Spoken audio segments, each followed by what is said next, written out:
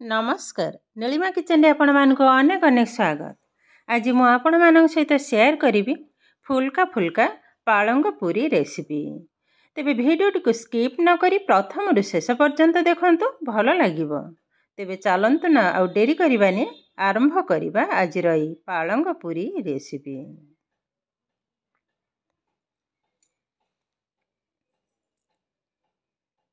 पालंग पूरी तैयारी करिया पई मु एठी किछि पालंग साग नेछि देखंतु ताको भल भाबरे बाछि परिष्कार भाबरे किंतु मु धोई नेछि।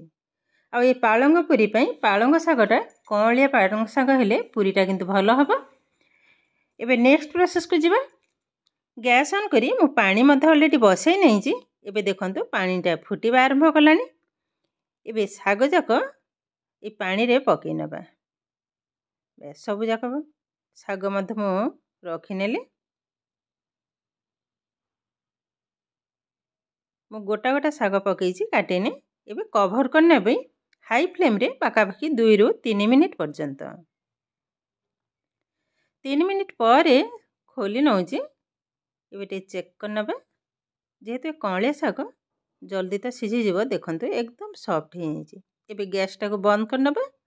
सागटा को बाहर कर नेबे। देखंतु साग को मध्यम बाहर कर नै छि। एबे हाको ठंडा कर नबा आ एक प्लेट को मध्यम उठै नेबी। ए भली होटे खेले नबा जल्दी ठंडा हे जिवो। एबे देखंतु साग मध्य ठंडा हे गलानी। एबे हाको मिक्सिंग जार रे नै नबा ताको चिकन भाबरे किंतु बाटी नेबे। एका थारे किंतु सब हे गलानी। एबे बाटी नबा। एबे सागटा को बाटी नै छि देखंतु कलर टा भी बहुत सुंदर देखा होछि। एकदम चिकन भाव देखंतु टिके भी खदड़िया नहीं। जेहेतु एकदम कळिया साग नरम साग तो बटाटे मते बहुत सुंदर हे छि। एबे हाको साइड कर नबा। एठी मो गोटे थाली रे नै छि 2 कप मैदा। एबे पकई नबा स्वाद अनुसार लूण एवं 2 रु 3 table spoon refine oil. Base एबे भल भाबरे तेल मैदा को मिसई नबा। मैदा जेमती भल भाबरे हबो तेल मैदा भल भाबरे जेमती मिसई हे जिवो एई भली भाबरे घसी घसी मिसई नबा। एबे देखंतु मिश्रणटा भी रेडी हे गलानी। मु मुठा करी देखौछि। देखंतु मुठाटा भल भाबरे बांधी हे जाउछि। ए किंतु रेडी हे गलानी। बेस एबे जो बाटी के रखिथिबा पालंग साग ताको ढाली नबा। सब जाक ढाली नेबे।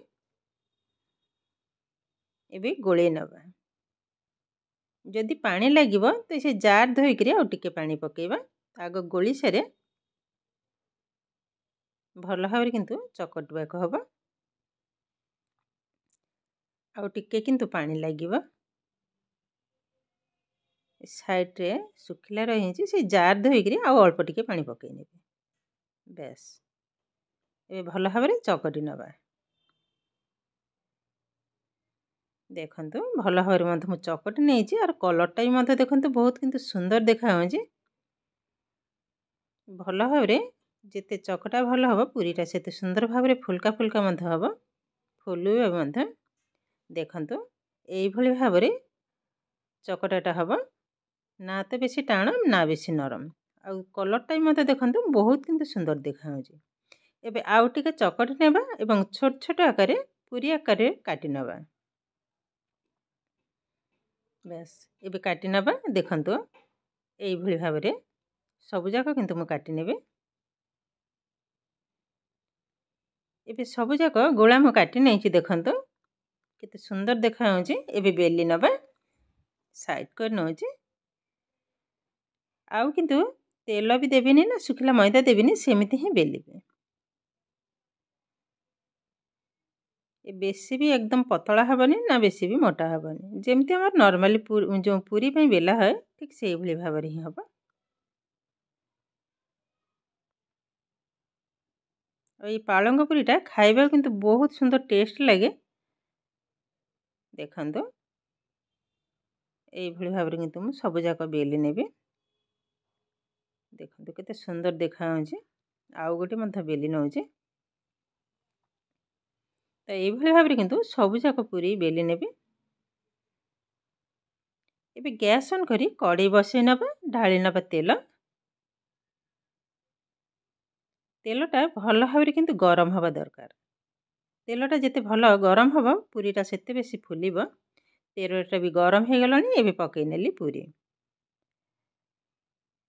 देखंतु केते सुंदर भाव रे एकदम बॉल टाइप रे हो गलानी। ये पूरी किंतु सब पूरी ठीक एई भली भाव रे ही फुलिब। ताको पुणी ओल्टई नेले कलरटा भी मत देखंतु केते सुंदर देखा होजे। किंतु बेसी भी टाइम लागिबनी। नॉर्मली हमर जेंती पूरी छणा है ठीक सेई भली भाव रे ही हबो।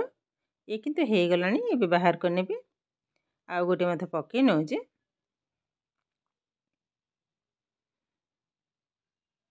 देखंतु ये भी मत केते सुंदर भाव रे फुली गलानी। बहुत किंतु सुंदर है जे पूरी सब देखिया आको मत बाहर करने बा।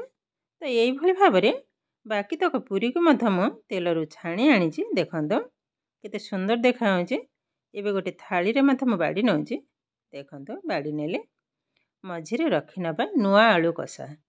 एबे जो बाजार रे नुआ आलू पड़ी जे ता देर मु छोट छोट आलू को कसा करची। तो ये पालंग पूरी सहित आलू कसा किंतु बहुत सुंदर लगे। देखंतु केते सुंदर भाव रे सब पूरी किंतु एकदम फुलका फुलका हेजी। आ देखिबा किंतु बहुत सुंदर हेजी।